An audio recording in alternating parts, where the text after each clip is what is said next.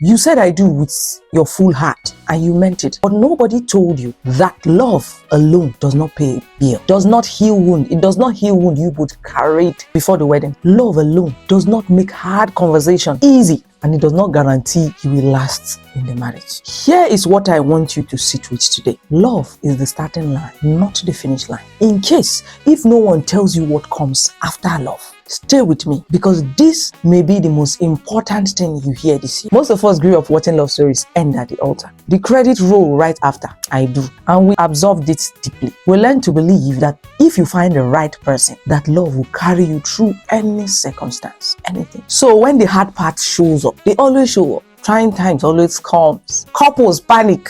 They think something is wrong with me. Something is wrong with us. Maybe I choose the wrong person. My partner is not the right person. But nobody puts up a wedding invitation just like that. Love is the reason for it in the first place. It's not a strategy to just stay married. Couples who have stayed 30 to 40 years will tell you that love kept them interested. But it was communication, commitment, and willingness to grow that kept them together. You can still love someone deeply and still be terrible at marriage, because marriage is a skill, and as a skill it has to be learned, practiced, and refined. Love without a skill is like wanting to be a chef but refusing to learn how to cook. The desire is there, but the outcome is chaotic. The desire is real, but the outcome is chaos. If you don't have a skill, the marriage suffers. So here's what I want you to think in your marriage, or the marriage you are preparing for. What are you relying on? Is it love, or is it love and tools? The patience, the self-awareness, the communication, the willingness to repair after you have hurt each other in the relationship. Because most people enter into marriages with enormous love and almost no tools,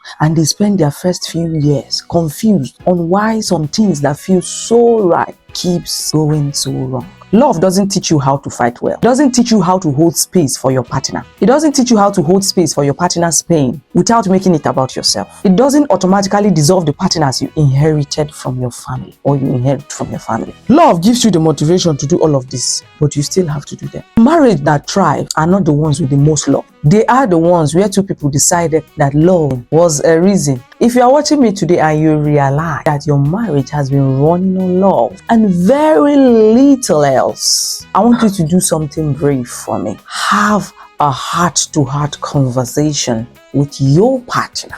Not a blame conversation, not a complaint section. Just ask your partner, what do we do to build this relationship and make it better? The conversation alone could change the direction of everything. Comment below, what's that one skill you wish you brought into that marriage? Share, like, and subscribe to my YouTube channel for more. Now you know.